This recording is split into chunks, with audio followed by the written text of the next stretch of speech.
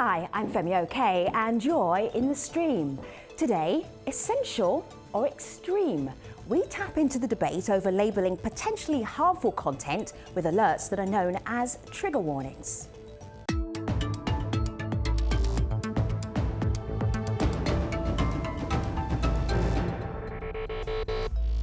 So here I am trying to work out if our show about trigger warnings actually needs a trigger warning. If it does, I'm sure you will tweet us, #AJStream. Malika is our digital producer looking out for other comments. What do you think? Right, well, there are actually some people already saying that trigger warning AJ Stream's episode is Thank about to start. But now on to something differently. Did you watch Tom and Jerry when you were a kid? Yes, of course I did. The cartoon with the cat and mouse. Well, that is one example that people are using today to say it might need a warning. So take a look at this. This is in the Stream's new app. If you download it there, that address, you'll see this. It's what iTunes warns of when you try to download it. It may depict some of the ethnic and racial prejudices that were commonplace in American society. You can let us know what you think of that. Join that debate that's happening on the show and also happening on our app. And joining us right here in our studio, we have Greg Lukianoff. He is the president of the Foundation for Individual Rights in Education and also the author of Freedom from Speech. That's a book about the level of debate on college campuses. Greg, it's good to have you here. Thanks for having me. And we'll be picking your brain, talking to you more in just a moment. Sit tight. My name is Lily Kang. I am a student at University of Notre Dame, and I'm in the stream.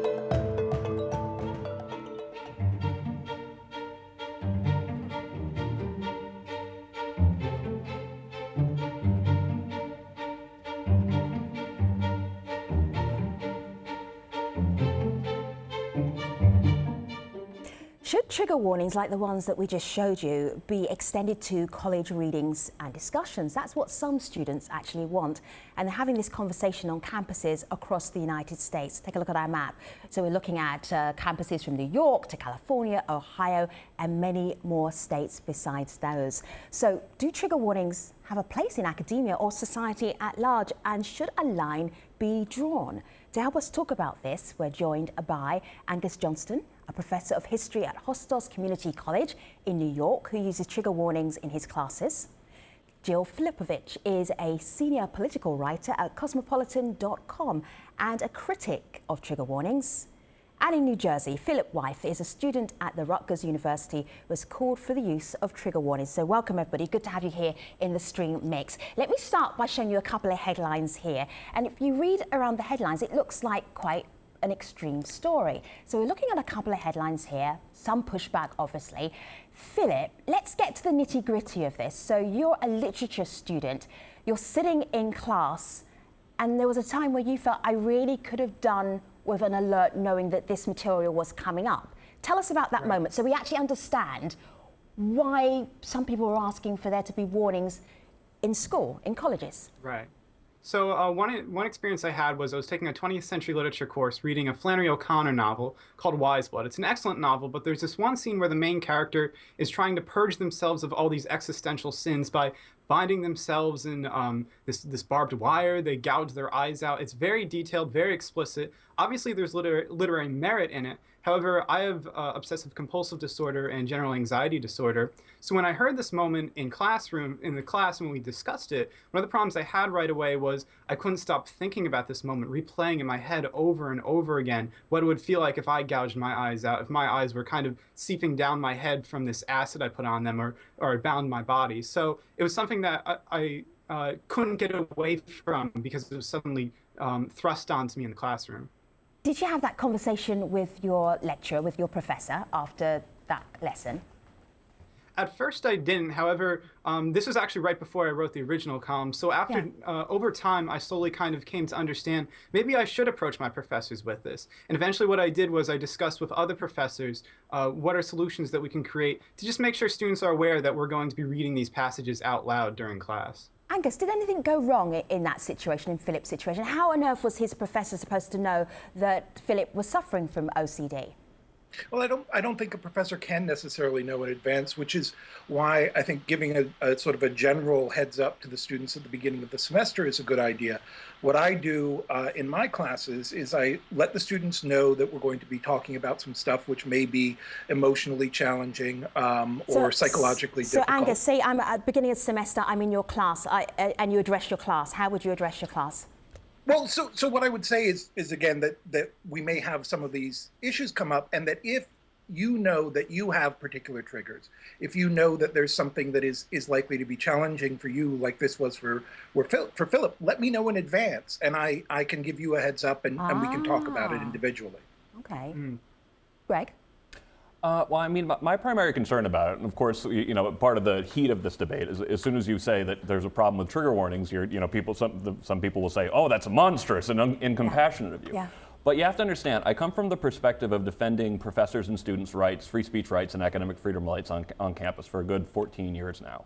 And it is incredibly easy to get in trouble for what you say on the modern campus. And if we put the onus on professors to provide trigger warnings for everything that could potentially be seen as harmful or offensive, since that's literally impossible, we've created a perfect formula for getting every provocative and interesting professor fired. How easy is it to get into trouble? Give us a story. We just have case after case. I mean, probably one that you know is about Stephen Salita, tweeting about his anger about the bombing. I think it was in Gaza. He lost his job. That he was going to be Professor Guth in Kansas. He did an angry tweet about the NRA, about how NRA allowed things like Newtown to happen. They went after him there. That's not the same, though, as, say, Angus starting his history class saying, "Hey, guys, anybody got anything that they might worry them? Let me know." I think that's a bit different from tweeting about I think those the approach other of it has to be on. Ultimately, it does ultimately have to be on the student. The student actually going to the professor and saying that this is because it's impossible. If Philip had told his professor, what do you think would have happened, Philip? Right. Actually, one of the things, too, is I was thinking of is, I agree with Greg, we shouldn't be putting the onus on the professor. And I think what's important is to understand that there are actually multiple solutions in which it's not all the professor's responsibility, but maybe it's the responsibility of students and faculty working together, maybe to create a resource that they can use that lists all the different triggers that, say, a classroom environment might discuss. One example, for instance, is the site Game Phobias. It's about video game phobias, and it lists all these different kind of triggers that contemporary video games might have, but it's community run. It's not forced by industry workers to create it. Instead, it's something that the community comes together and makes a list so they all can help each other instead of forcing people to do specific things. So Philip, you mentioned listing some of those triggers, so that's exactly what people online are doing. I'm just going to read out a few. This is Eve, who tweets in: rape scenes, child abuse, frequent subject matter dealing with the abuse of minorities, all things that could potentially have a trigger warning. Jill, there's also this tweet from Krista, and she says, if you're reading a graphic account of genocide, it'd be important to have time to process that emotionally in class. What do you think of that idea? Should subject matter like that, have a warning? I mean, I don't know that a warning is necessary so much as a recognition that a lot of material like genocide, like sexual violence, like violence generally, is upsetting to us. We're human beings. It should hopefully be upsetting. I think where a line kind of needs to get drawn, and I think Angus draws this at a really appropriate place, is by saying that professors, do not have a responsibility to foresee every single possible trigger that could, either trigger somebody's PTSD or make somebody, upset or anxious. There are lists online that include things like swearing and spiders as common triggers, and I don't know that it's reasonable to have a professor really foresee all of those things. The classroom isn't therapy. Professors do have an obligation, I think, to treat their students respectfully, but I also think students as adults also have a responsibility to take care of themselves and to approach their professors when they need some sort of exception or if they need some greater sensitivity in class. And I want to add once again, I think there's philosophical issues with trigger warnings, but there's also very practical problems with it. I mean, I went to law school to do First Amendment rights and human rights law. And every law student has to take criminal law. And there was a wonderful article by a Harvard professor, Jeannie Suk, talking about how professors are increasingly hesitant to teach the law related to rape, law related to sexual assault, because there is an idea that students must be protected from things that might be triggering. Right. And that's a really profoundly disturbing issue, because what ends up happening is if people aren't learning about the law about rape, the person who's going to suffer the most from that are people who need good lawyers to defend them. Let me just share something with you. It's not often that I share something from BuzzFeed, but have a look here at my laptop, and there's a little meme here. Teaching rape law in the age of the trigger warning. Nobody is in class, right? Practically, there must be some practical way that you can teach rape law, and people have to be able to, the students have to be able to take that on board. How do you do that then, Greg? Well, I mean, ultimately, when it comes to going to law school, you know, it sort of provides its own trigger warning. If you all take criminal law is necessarily grisly, and certainly if you walk through the classroom door, that's it. That's your trigger. The door is your trigger warning. For law school, I would definitely say so. And when it comes to human rights law, if you're not prepared to hear about genocide, you're not prepared to hear about horrendous things, you're probably not ready to be a human rights lawyer. Angus, tell us about the story where you had a student who, when you were teaching the history of lynching and what happened in that situation. Right. So I teach at a college which is primarily students of color. And I was teaching a class where we were talking about the history of racial violence in the United States, history of lynching.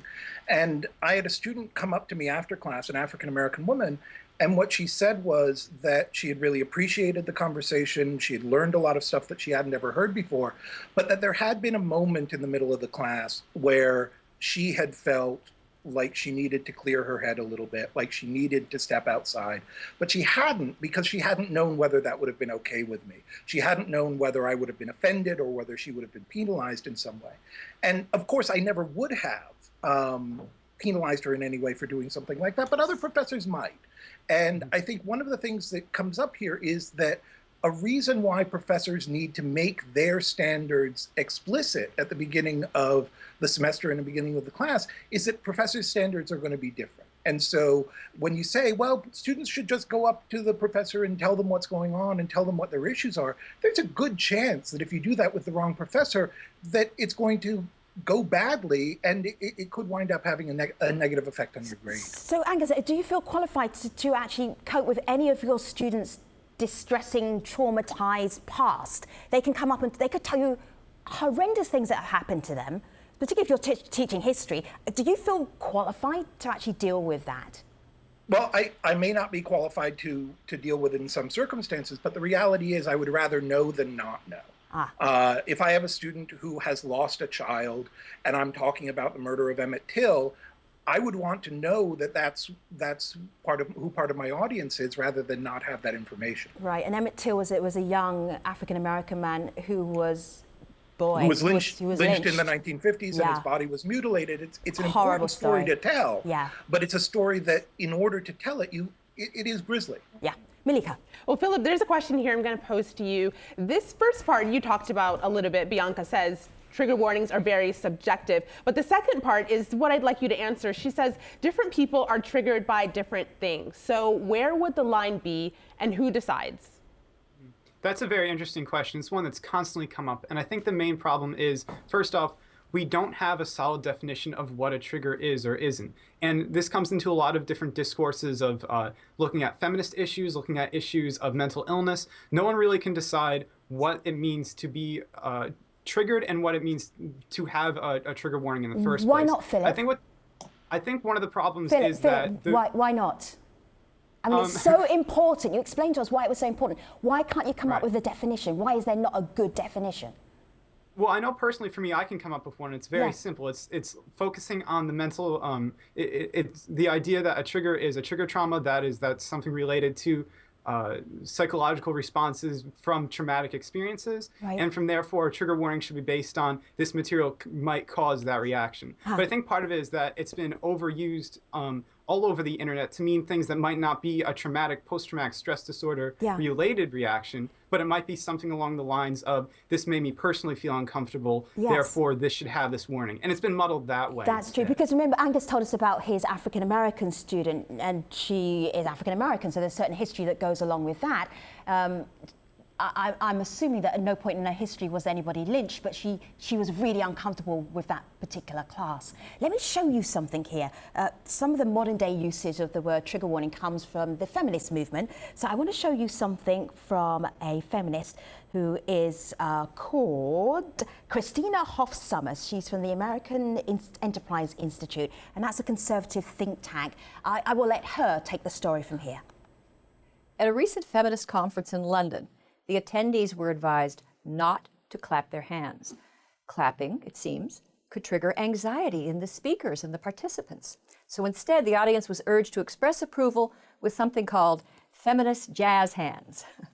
Well, so far, jazz hands have not caught on in the United States, but trigger warnings have become de rigueur on many college campuses.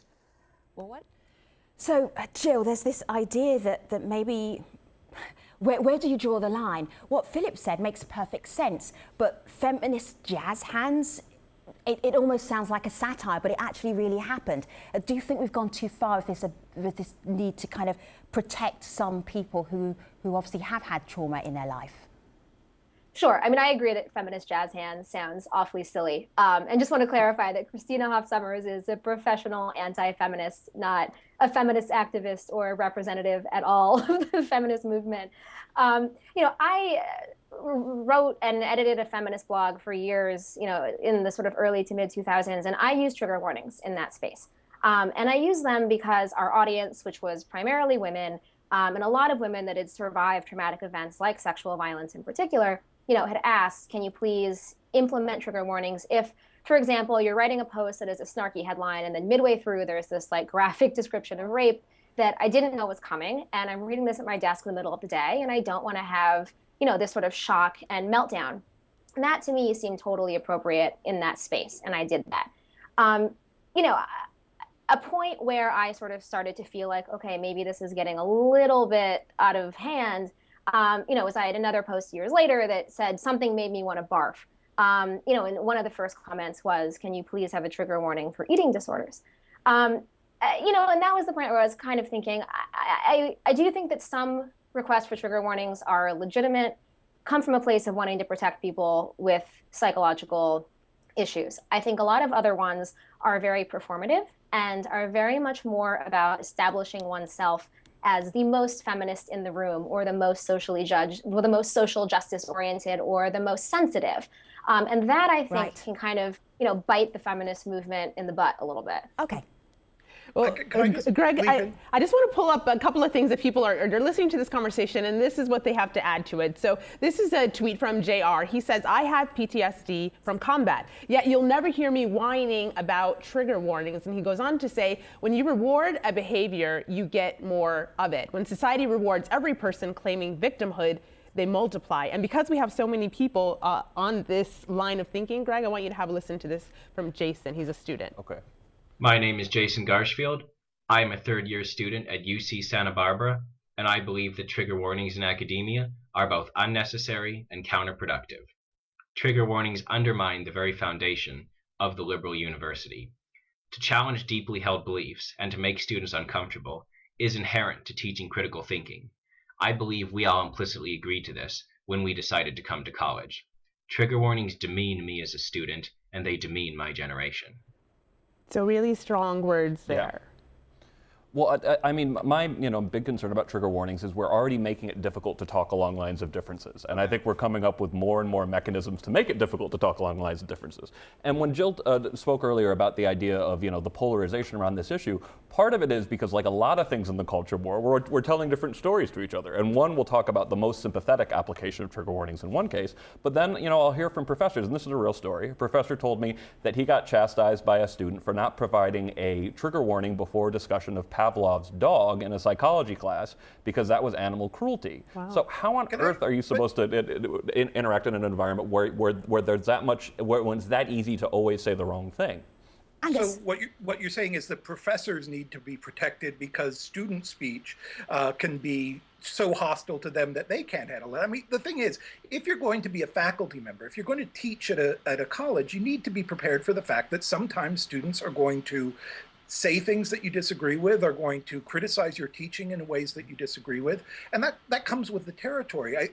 One of the things that strikes me as really ironic about this whole debate is that some of the very same people who are saying that we need to have free and open discussion and debate are also saying that when students are getting up there and criticizing their professors, that's something somehow that is stifling debate. No, that's not the debate, Angus. And a great example of this is that 7 humanities professors wrote a letter to Inside Higher Education saying, we are terrified of trigger warnings because we're already getting calls from people in power. It's not just being criticized. They're afraid that their jobs are going to be threatened if they don't actually do the impossible. They don't anticipate everything that might actually upset a student. When we're looking at this issue too, at the same time, one of the things that's really happening, I think, is that while it's important to be mindful of what those professors are experiencing, a lot of professors do ignore the problems that students are going through. They don't understand that students might be in a situation in the classroom where maybe they've previously dealt with these experiences before. And this was actually the case in the Columbia article that has been referenced. In the op-ed, they wrote about a situation in which basically the student came to the professor and said, I think you should have discussed this issue. It was wrong of you to glance over, and the professor completely dismissed the case. So it's a two-sided issue that it needs to be clearly understood that the onus can't be all on the professor, but at the same time, it's also important to understand that many professors don't take these situations seriously. There needs to be a line drawn clear where there's a difference between putting too much pressure on the professor, but also the professor not being mindful. It's just like I've been saying. I've watched over the years, there are so many easy ways to get professors and students in trouble on campus. And if you create an expectation that's literally impossible for a professor so Greg, to what meet, would you suggest then, okay? Because Philip and Angus don't sound like unreasonable people. Right, no. Right? Yeah. But professors are worried because of the current climate. Right. What would you suggest? Well, I do think overall having a trigger warning before people enter college is a good way to approach it. As you do your application form. College is challenging. Just one there. And it's supposed to be. It's supposed to be to a degree. But that's a little bit different from what Philip described, right? OCD, PTSD. And also having a really clear syllabus can help a great deal. But for example, the idea of like taking, again, my background is human rights law. Yeah. The idea that you think you could go and do a human rights law and not have to deal with absolutely horrendous material means you're probably it provides its own trigger warning. To a degree, literature classes provide their own trigger warning if they're for adults. Right. I mean, even in every syllabus, though, too, I want to point out, it really, when you're looking at literature courses, especially that are thematic based, we're going to discuss themes of sexual assault in literature, themes of feminism in literature. Before this trigger warning debate started in the first place, syllabi did clearly reference the fact that there'd be specific themes discussed in the course. It might not have been the rote specifics that we're used to now in this debate, but I mean, certainly you walked into a classroom and professors would often provide, these are the thematics we're going to discuss, these are the issues, and maybe just a short warning, this is going to be serious topics discussed in the classroom, they're going to be explicit, they're going to be detailed, we're going to do this openly. And you can have a very, very simple disclaimer like that without having kind of the whole sensationalist aspect of what's a trigger warning, what's Philip, not a trigger warning. Take a pause, take a breath. Because we're heading towards the end of the show. I need to take you to the Postshow. Philip Wife, Jill Flipovich, Angus Johnston, Greg Lukianoff, they all were signaling to me that they had more to say. Stream.aljazeera.com. Don't forget what you're about to think, okay? Don't forget what you're about to say. Right now, here's Malika with some of the other stories we're following on the stream.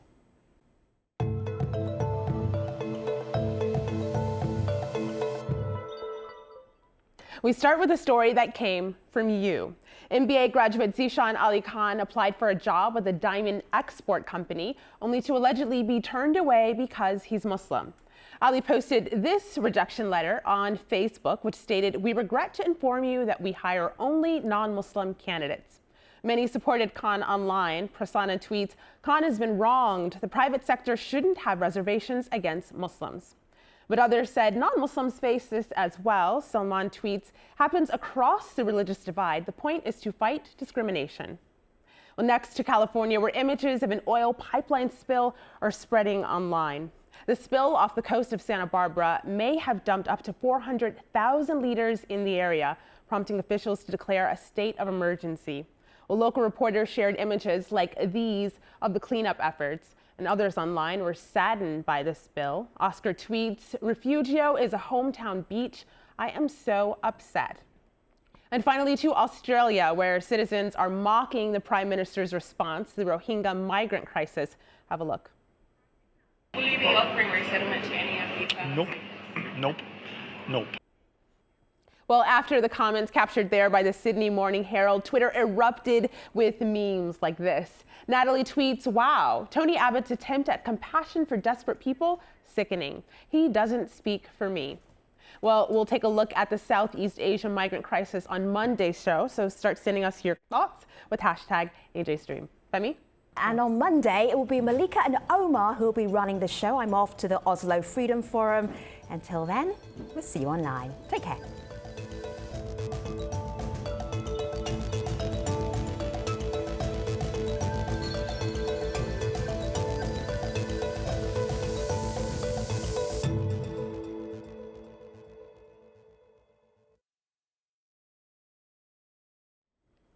Hello again. That half hour, how fast did that go? Yes, so fast. Thank goodness we have a post show. This is the Stream's online post show. Let's get right back to our conversation. We're talking about alerts or trigger warnings.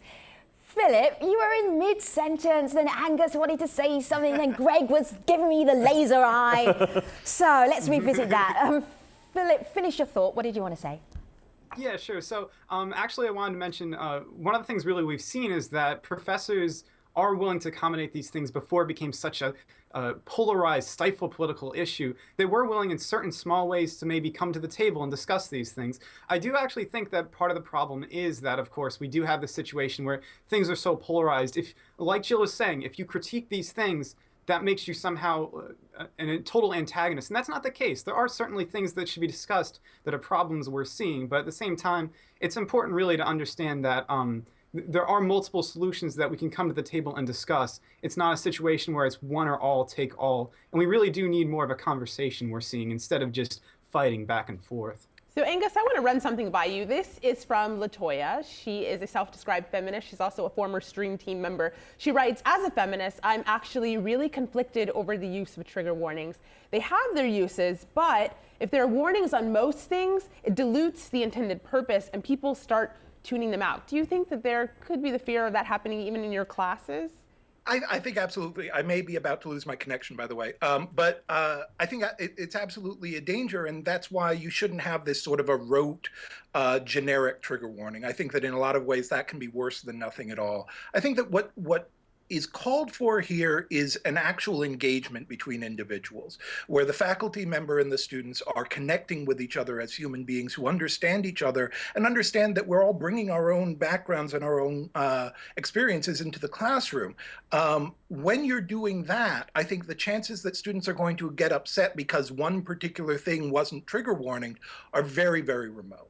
I also think it's really important to note that the fears that faculty have about losing their jobs over trigger warnings are so far entirely hypothetical. No professor has in the history of the United States ever been fired for a failure to give a trigger warning. Yeah.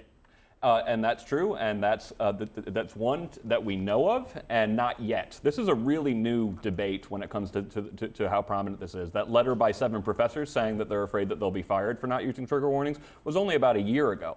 And meanwhile, prior to this, and this is one of the things I wanted to point about, even being really clear about your syllabus won't necessarily keep you safe, is we had about 3 different cases in a row where professors who taught classes specifically about sex, one specifically about taboos in sex, were found guilty of harassment. Some faced losing their jobs over not harassing students, but the fact that their classes that said in their syllabuses were incredibly racy classes ended up being incredibly racy.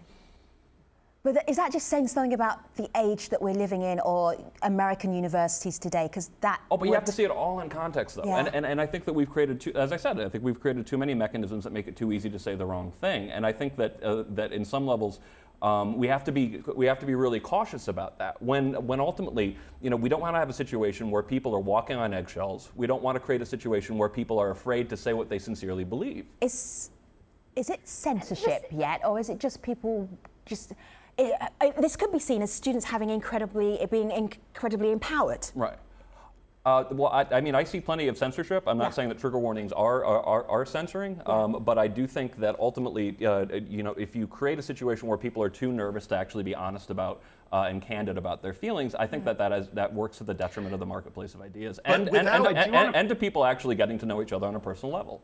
But without trigger warnings, I do want to point out too that are in many cases too nervous to express their own feelings. The idea that in the age before sensitivity, every student felt equally welcome to speak up and to challenge Nobody their makes professor. that argument, though, Angus. Come on. But what you're saying is that there was no this golden age. Okay, but what you're saying is that this is a declension. What you're saying is that this is a decline. That we are creating barriers to communication, and you're not acknowledging that the intent behind the trigger warnings in general is to open up communication and to open up discussions which have in the past been precluded and closed off.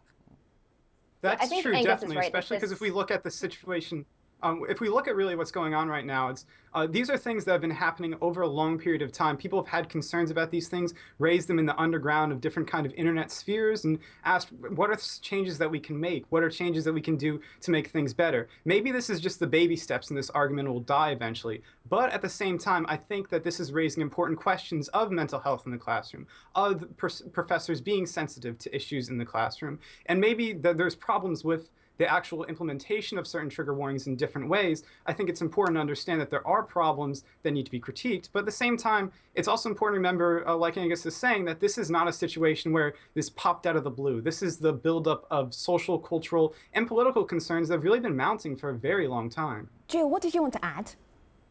Well, I think that Angus is right that this does seem to be a bit of chicken littleism here, that, you know, in the grand scheme of American colleges, I don't think these are actually being used in all that many college classrooms. I haven't heard about Chicken Little for such a long time. It's been ages. Chicken Little was a little character where he was like, the sky is falling, the sky, and it wasn't actually falling, right? If I just think back 40 years and see if I can remember that story. Okay, anyway, I love that Chicken Little pops up in a stream conversation. Go ahead, Jill, go ahead.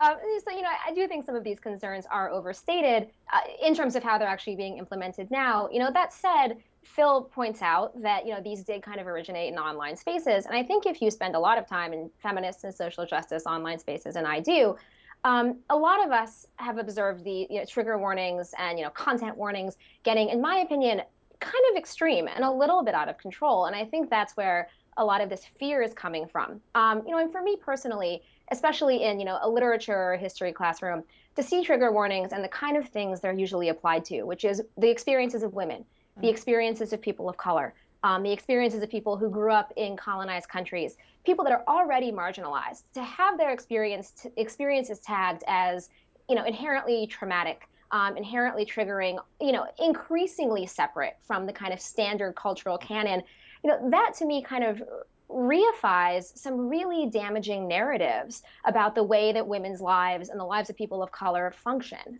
That bothers me about trigger warnings and makes me nervous. Let me just ask you something here, Philip. I'm looking at the Columbia University article that you referenced earlier, and it was a group of students, I believe they were all women of color, who were saying we wanted to feel like we were at university in a safe space. Then the comment section is fantastic reading, because the debate under the comment section goes on and on and on, and it's about 100 times longer than the actual article itself. But here's one of the students here saying, you people sound like 1980s Christian mothers talking about their kids being exposed to the evil influence of Madonna, and then they're making fun of you as being part of the Care Bear culture, and like you all want lovely soft and lovely environment and grow up, this is life. I can't decide whether, Philip, you are empowered or whether maybe you're so sensitive. What's going to happen when you walk out of your literature class and into the real world? What's going to happen to you? That is a really important question to ask, because really it's important to be mindful of the fact that college students they haven't walked fully into the real world yet. An adult out of college maybe, for instance, would. But at the same time, it's important to remember that many students do walk into the classroom with prior experiences. One experience I had was there's a student here at Rutgers who actually was a child soldier. And came to Rutgers afterwards, emigrated to the United States, came to Rutgers University here in New Jersey. And one of the things that's important is in his situation, he's going to be dealing with material in the classroom that is going to reflect the lived experiences of his time serving as a child soldier in a lot of the literature courses that he's taking. But at the same time, it's important to realize that this is not a situation where mommy and daddy are coming in and saying, Phil, you know, I don't like that you're reading that thing in class when you want to. This is a situation where I'm saying, look, professor, we need to have a civil, rational, and mature discussion about how this course right, is operating. you quoted back to me child soldiers, and I've met a number of them, and if a child soldier as a young adult decides to take the specific courses, they are wanting to engage with their past and learn about that. That is not a good example. What is a good example, I would suggest, would be how do you then cope in the real world when you can't ask all the real world to give you trigger warnings? That was what I was specifically interested in. The Care Bear culture, as was quoted underneath some of the comments here, as Columbia students were explaining why they wanted these alerts and warnings. Can I address that? Yeah, no, because Angus, you're too old for this conversation, this particular bit. You have to not answer it because it's about Philip and his generation. So go for it. How are you going to manage, Philip, when you leave class, when you graduate? That's how are you a going to good manage? point. And I think one of the things that's important too to understand is that when people have post-traumatic stress disorder and they're outside of the classroom, they're experiencing these things in their life, they do plan their life not just to go through things such as, for instance, maybe they'll make steps towards therapy, they'll make steps towards owning what they experience, but they might make plans, for instance, to save that, maybe that episode of, say, The Sopranos, if they're having a throwback night or something. Maybe to save the episode of The Sopranos when they're in a comfortable space. They're not out in the middle of public. They know that this material might have, say, self-curate their violence. own. They have to self-curate their own life, is what you're saying. That's what you do, right? Yeah, they have to be mature individuals that make their own decisions, and they encourage transparency in the media they're looking at in order to make those decisions. It's a very mature and rational step to be doing those things in which you research, you do background research of information, and then choose what is the best step for me to approach this media. All right, we've been talking for 45 minutes. You have so much more to say, but I'm not going to let you say it. Malika Bilal, what do you have? I will wrap us up with these two tweets from Harry, who's been tweeting us a lot. Harry says, I don't want to downplay the trauma experienced by students. It's horrible and can often haunt them. But he goes on to say, this does need to be a conversation by professors and students before, during, and after material is used. All right, Greg Lukianov, Angus Johnston, the forever young Angus Johnston, Jill Flipovich, and Philip Wythe, thank you very much for being on our Trigger Warning show. We really appreciate it. A really fascinating conversation. Okay, so next week, I am off. Malika and Omar will be literally running the show, and I will be watching like you are from that side of the camera. Take care.